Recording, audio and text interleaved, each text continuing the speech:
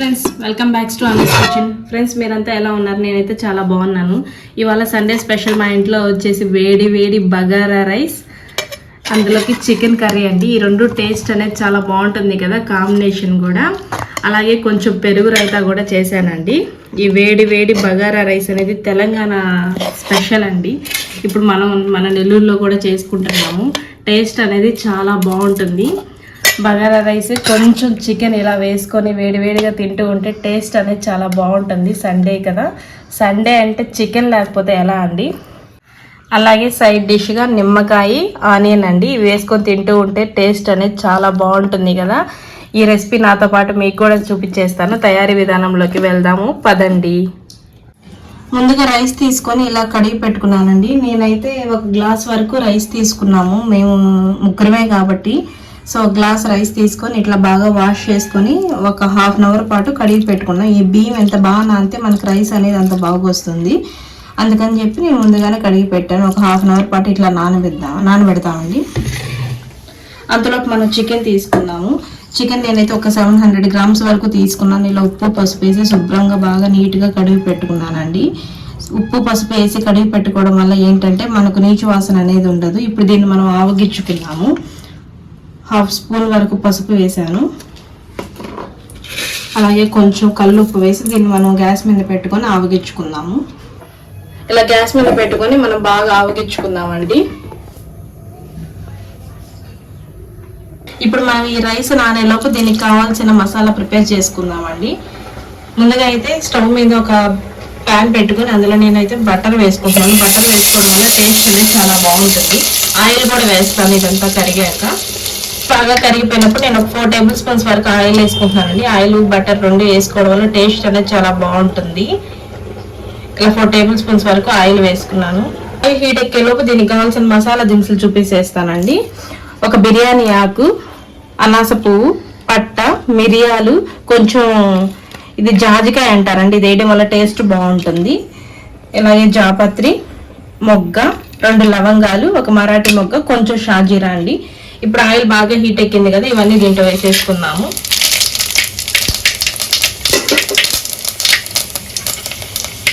ఇలా బాగా వేగాయి కదండి. ఇప్పుడే మనం ఆనియన్స్ కూడా నేను ముందుగా చాప్ చేసి పెట్టుకున్నాను, అవన్నీ ఇందులో వేసేసుకున్నాము.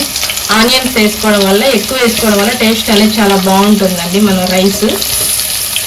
ఆనియన్ ఇలా బాగా గోల్డెన్ కలర్ వచ్చేంత వరకు బాగా వేసుకుందామండి.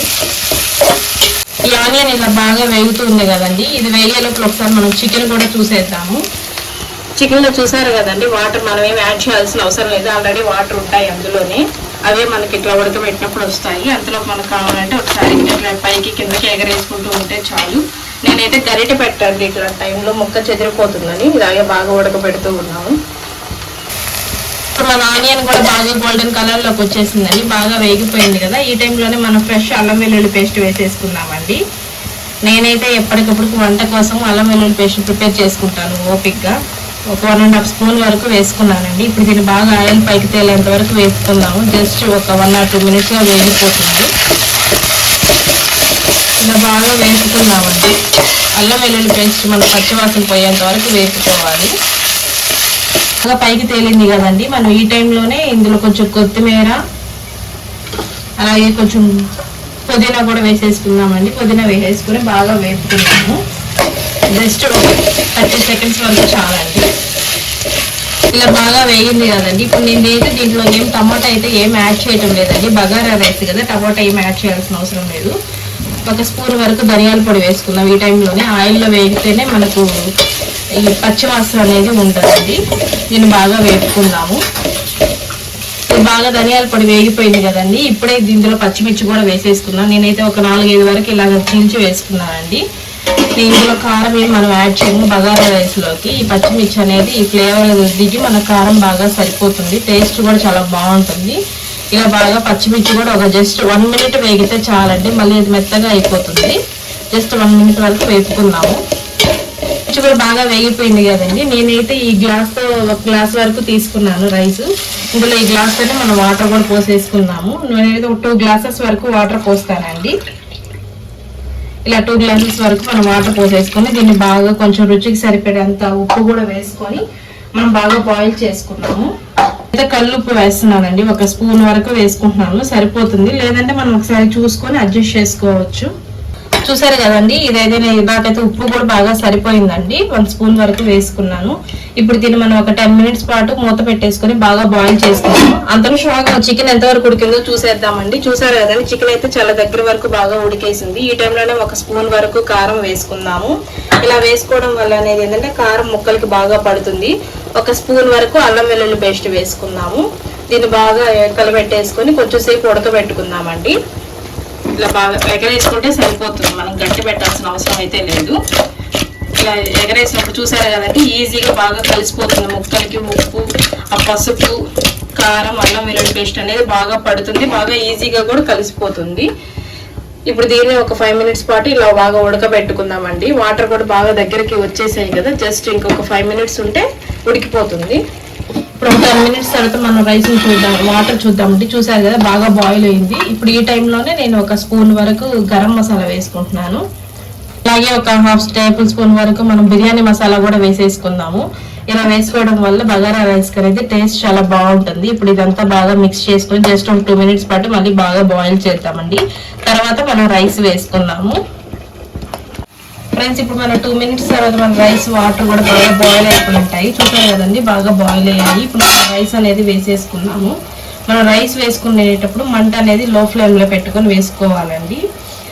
రైస్ కూడా చూసారు కదండి బాగా నానిపోయాయి. అట్లా ఒక 1/2 అవర్ దాకా నానబెట్టుకోవడం వల్ల రైస్ అనేది బాగా నానుతుంది. ఇలా నానడం వల్ల మనకు బాగా ఉడికిపోతుంది తొందరగా, ఎక్కువ టైం కూడా పట్టదు.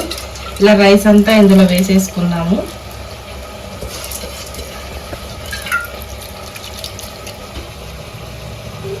రైస్ అన్ని ఇప్పుడు బాగా వేసేసుకున్నాం కదండి. మనం ఒక 5 మినిట్స్ పాటు లైట్ ఫ్లేమ్ లో పెట్టుకొని బాగా ఉడకబెట్టుకుందామండి.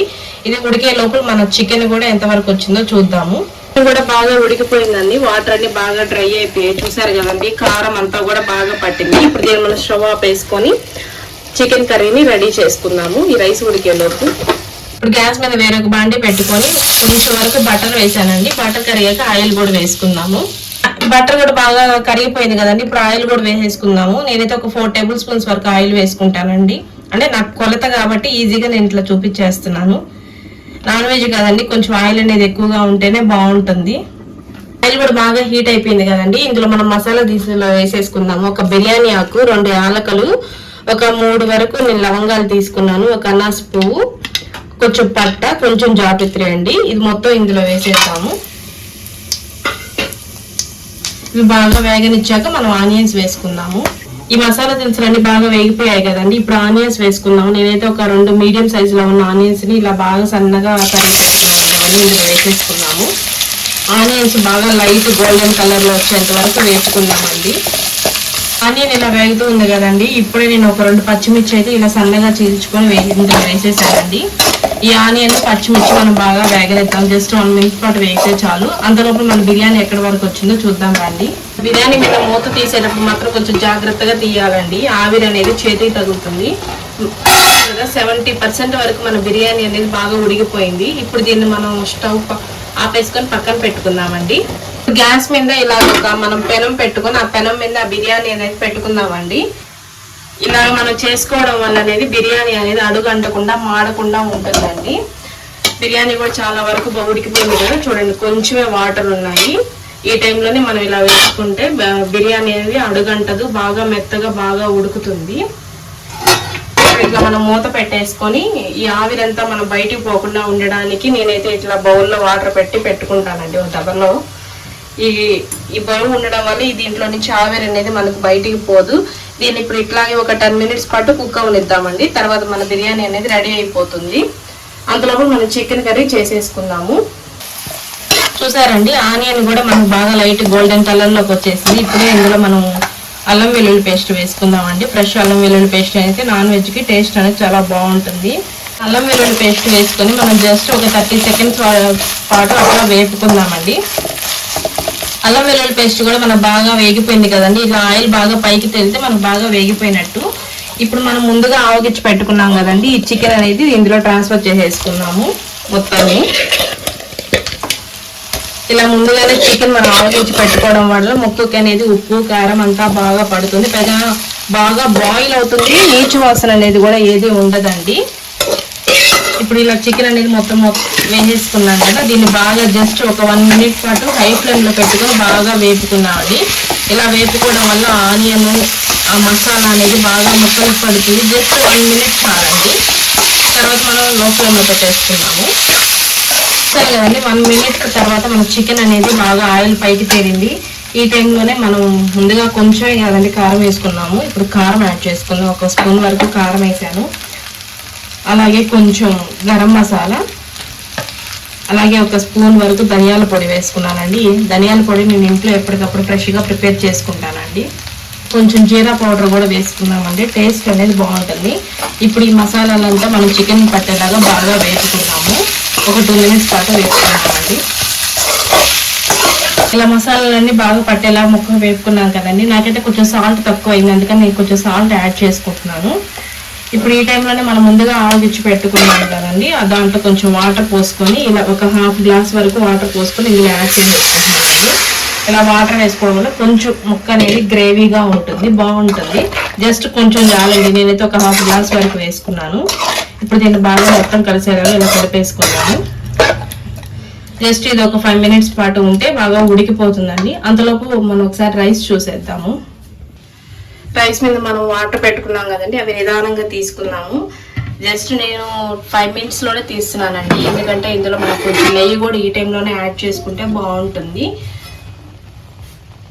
చూసారు కదండి, మనకి రైస్ అనేది బాగా ఉడికింది. వాటర్ కూడా లేవు కదండి. చూడండి, రైస్ అనేది మనకు బాగా ఉడికిపోయింది. ఇంకో 5 minutes పాటు ఇట్లాగే లో ఫ్లేమ్లో పెట్టుకొని ఉడకబెట్టుకుందాము. ఇప్పుడు కొంచెం ఇందులో నెయ్యి వేసుకుందామండి. ఇలా 1 స్పూన్ వరకు నెయ్యి తీసుకొని అలా పైన వేసుకుంటే బాగుంటుంది. నెయ్యి అనేది దేంట్లోకైనా టేస్ట్ అనేది చాలా బాగుంటుంది కదండి. ఈ బగారా రైస్లోకి నెయ్యి అనేది చాలా బాగుంటుంది టేస్ట్. ఇప్పుడు మనం నెయ్యి వేసేసుకున్నాం కదా, అలాగే కొంచెం కొత్తిమీర పైన, అలా కొంచెం పుదీనా కూడా వేసుకుందామండి. వేసుకోవడం వల్ల అప్పుడే లైట్గా ఉడుకుతుంది కాబట్టి స్మెల్ అనేది మనకు చాలా బాగా వస్తుంది. ఇంతే అండి. ఇప్పుడు మనం మూత పెట్టేసుకొని ఇంకొక 5 minutes పాటు బాగా ఉడకపెట్టుకుందాము. మళ్ళీ దీని మీద యథావిధిగా మనము ఇట్లా బరువు పెడితే ఆవిరి అనేది మనకు బయటికి పోకుండా బాగుంటుంది. ఇంక జస్ట్ 5 minutesలో మనకు బగారా రైస్ అనేది తయారైపోతుంది. అంతలోపు కర్రీ కూడా మనం ఫినిష్ చేసేసుకుందాము. చూసారు కదండి, మన చికెన్ అయితే బాగా ఉడికిపోయింది. గ్రేవీ కూడా చూసారు కదండి. మన రైస్లో కలుపుకోవడానికి ఈ మాత్రం ఉంటే చాలు, మళ్ళీ దించేసుకున్నా కూడా కొంచెం చిక్కబడుతుంది. ఇప్పుడు ఈ టైంలోనే కొంచెం 1/2 tablespoon వరకు మిరియాల పొడి వేసుకుంటే చాలా టేస్ట్ అనేది చాలా బాగుంటుందండి. అలాగే కొంచెం నేను ఇంట్లో చేసుకున్న చికెన్ మసాలా అండి, ఇది వేసుకోవడం వల్ల టేస్ట్ అనేది చాలా బాగుంటుంది. చికెన్ మసాలా నేనైతే ఇంట్లోనే చేసుకుంటాను దాన్ని. ఇప్పుడు ఈ మసాలా అంతా బాగా మిక్స్ అయ్యేలాగా కలిపేసుకుందామండి. ఇంకా ఫ్రెండ్స్, చికెన్ కర్రీ అయితే బాగా రెడీ అయిపోయింది. ఇంకా దీన్ని మనం సర్వ్ చేసుకొని తినడమే ఆలస్యము. అలాగే మన బగారా రైస్ కూడా బాగా ఉడికిపోయింది. చూసారా, స్మెల్ అయితే సూపర్గా వస్తుందండి. అన్నం కూడా బాగా ఉడికింది, పొడి పొడిలాడుతూ. చూడండి, రైస్ కూడా చాలా బాగా ఉడికిపోయింది. ఇప్పుడు దీన్ని మనం ఇంకా సర్వ్ చేసుకొని తినడమే ఆలస్యము. రైస్ అయితే చాలా బాగా వచ్చిందండి, బగారా రైస్. చూసారు కదండి, ఇంక దీన్ని వేడివేడిగా మనం తినడమే. ఇవాళ మా ఇంట్లో స్పెషల్స్ వచ్చేసి బగారా రైస్, చికెన్ కర్రీ, కొంచెం రైతా అండి. టేస్ట్ అనేది చాలా బాగుంటుంది. మన బగారా రైస్లోకి ఖచ్చితంగా రైతా లేకపోతే అలాగా టేస్ట్ అనేది చాలా బాగుంటుంది. ఇలాగే మీరు కూడా ట్రై చేసి ఎలా వచ్చిందో కామెంట్స్లో చెప్పండి ఫ్రెండ్స్. ఇంతే ఫ్రెండ్స్, నా వీడియో కానీ మీకు నచ్చినట్లయితే లైక్ చేయండి, షేర్ చేయండి, సబ్స్క్రైబ్ చేసుకోండి. మరిన్ని వీడియోస్ కోసం మా ఛానల్ అయితే వాచ్ చేస్తూ ఉండండి. Thank you, bye.